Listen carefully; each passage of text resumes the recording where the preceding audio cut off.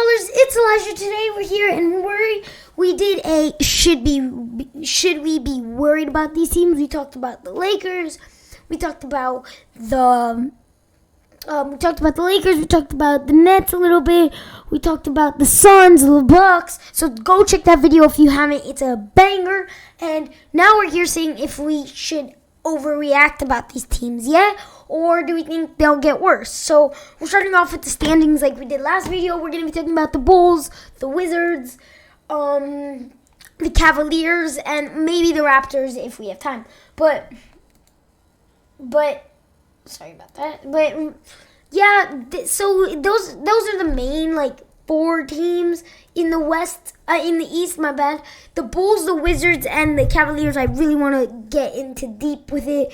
The Raptors, it's okay, and I think the Western is set. There's no teams that are overperforming like they got the Wizards in the East, but the Suns, they just made it to the final, second seed. The Warriors aren't overperforming. They're the Golden State Warriors. Are just I'm not gonna say anything. I'm not gonna jinx anything.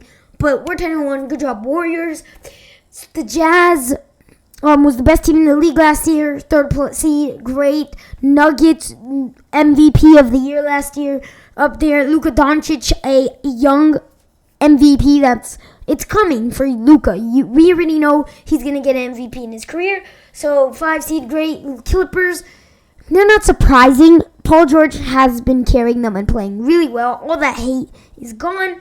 So yeah, most teams are just perfectly spotted. I feel like the Lakers could go up a little bit, but that's fine. So I will for the stats, because you guys can't see half of it. So this should be better. I'm going to move myself over here. Best editor on YouTube. So, yeah, first team I'm talking about is the Chicago Bulls. So we got, starting off with the Bulls, they are 8-3, as you saw, the best team in the East. Their team is really good. DeMar DeRozan is really good. But the reason why I'm talking about this is because we don't know if this is going to stay. Are we sure that DeMar DeRozan is going to average 26 points throughout the whole season with a guy like Zach LaVine who's averaging 25.9? If you could do that throughout the whole season with Vucevic getting 10 rebounds, Lonzo getting 5 assists, Caruso is stealing the ball like crazy for you, Tony Bradley is getting blocks. All those stats are coming from here, by the way, as you can see. But if DeMar DeRozan can keep that up and the Bulls can stay like this, then I won't need to talk about them. But right now, Patrick Williams is injured. He's only played 5 games. He's probably out for the year. Prayers up to him.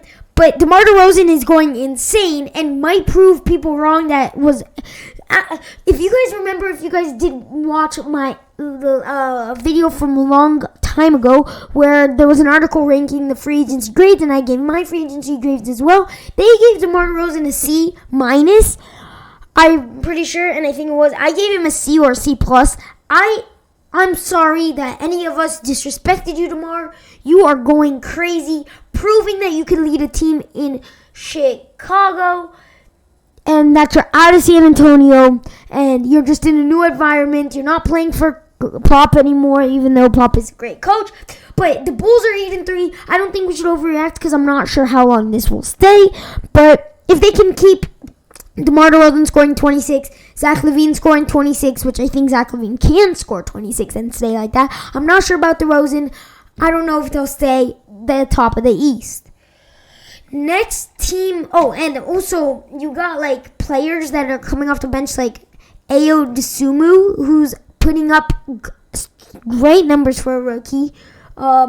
In 19 minutes, he's not doing bad. He's not doing great, as I said. I was wrong about that. I shouldn't have said that, but he's not doing the best, but he's not doing bad at all. Coming off your bench, averaging 5, 5 might not seem a lot to you, but trust me, it's a big difference. It brings a spark club to your bench, same as for Alex Caruso, and yeah. So I think Alex Caruso might be starting, though. Yeah. Next, we got the Washington Wizards. As you guys know, nobody, unless you're a Wizards fan, expected the Washington Wizards to be tied as the first seed in the East at 8-3. Nobody. They lost Russell Westbrook.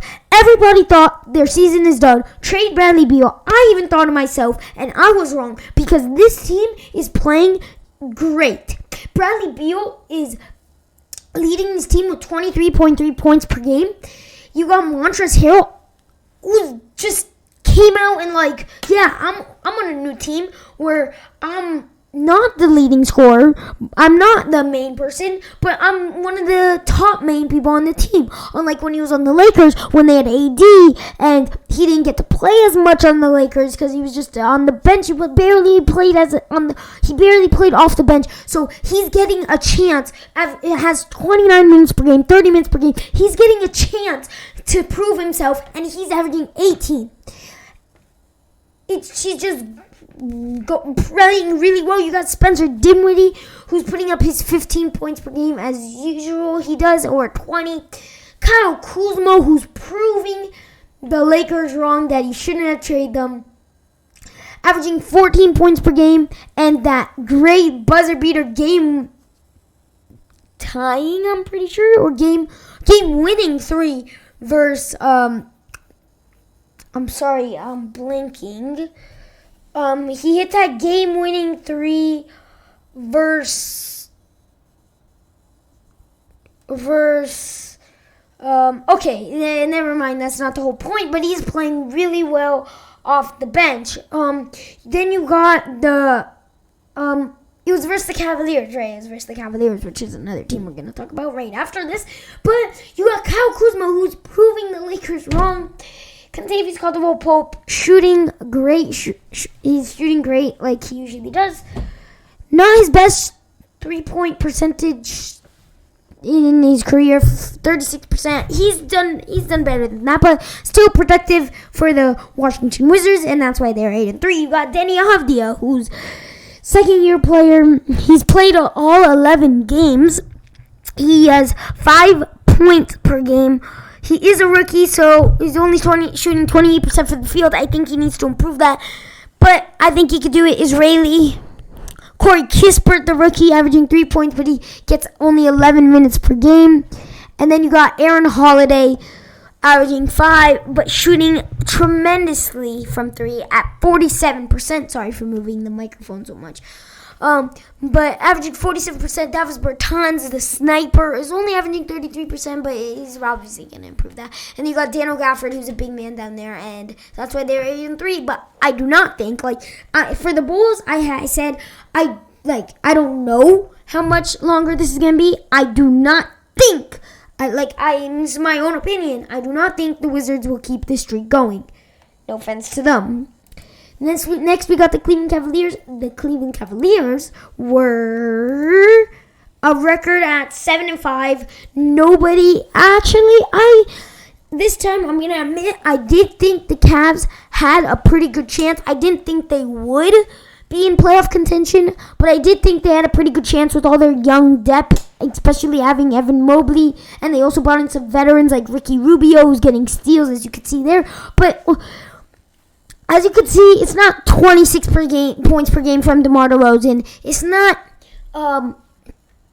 23 points per game from Bradley Beal. It's 16 from Colin Sexton, who's leading the team. But that's because, as you can see here, for the Wizards, there's 4 players that are over 10 plus. Here on the Cavaliers, the Lauri Markkanen pickup I think was great for them. But here for the Cavaliers, you got 1, 2, 3, 4, 5, 6. And we'll round up for Kevin Love, 7 players that are 10 and more. That is scoring everywhere. And then you got rebounds, 11 rebounds for Jared Allen. They're leading rebounder. And then you got blocks by Evan Mobley, who's another big man. You got 2 big men down in the front court. And just adding Evan Mobley could get you even more rebounds. And then you got Jared Allen, the fro, who's just a tremendous rebounder. And you got Cedi Osman, who's a point away, near from 10 points per game. That's almost 8. And then you got Isaac Okoro, who I think can step it up as well. He's a great rookie, young player. Darius Garland is still averaging 15 with 7 assists. He's a playmaker, but he's still averaging 16, 7, 15 point, we'll round up to 16. And then you got my boy Taco Fall. Like, you're playing him 1 minute per game, and he's only played 3 games. This is, like, stupid. I'm so confused. He is 7'5". Just let the man play. Let him play. And then, as you know, Dean Wade, averaging 3. Dylan Winder, always Rookie of the Year in 2K. Yeah, so let's go on to the Toronto Raptors. I don't care about Chris Boucher. I just want stats. Here you go. Okay, so we got OG Anunoby leading the team in scoring with 19. Let's round up to 20 for him. Wow, did not expect that from OG. He's a defender, not a scorer. And I think, so for the Cleveland Cavaliers, I think they could keep this streak around 500. They're 7-5 right now, so they're 2 games over 500. I think they'll stay around 500 in the season and maybe be like the A seed or playing team. You got Chris Boucher, who's a blocking machine, only averaging 0.8 blocks per game. He's also a rebounder. Precious Achiuwa, I said it, a great pickup for them, averaging 8 rebounds. Goran Dragic, a great veteran point guard off the bench, averaging 7, but he's averaging 6 rebounds. And